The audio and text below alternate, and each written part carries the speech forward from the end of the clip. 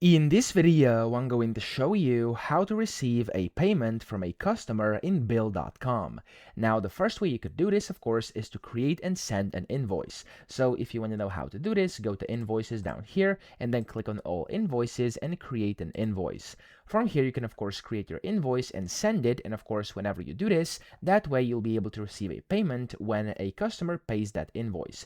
Now, if you want to know a full process of creating an invoice, either a normal or recurring one, I do have separate tutorials on how to do this. But of course, what you can also do is to basically record a manual payment, and that way you can also receive a payment from a customer. So go and scroll down over here on the left, and you'll find payments in. So you want to click on this, and then you want to click on charge a customer top right, and from here you want to select the customer, and then you can of course click on charge customer or record manual payment. So to receive a payment from a customer, you want to click on record manual payment, type in your amount over here, so you can of course associate this to an invoice if you have any invoices over here. I don't have any right now, so I'm just going to do amount. You can select where you want to deposit this, and then of course the payment date, reference number, payment type, and of course your memo as well if you want to add that. Then click on submit bottom right, and as you can see, there we go. You can just click on the done button, and that's going to be added as credits, or of course if you have invoices, you'll be able to pay up that invoice. So I hope this video helped you out. If it did,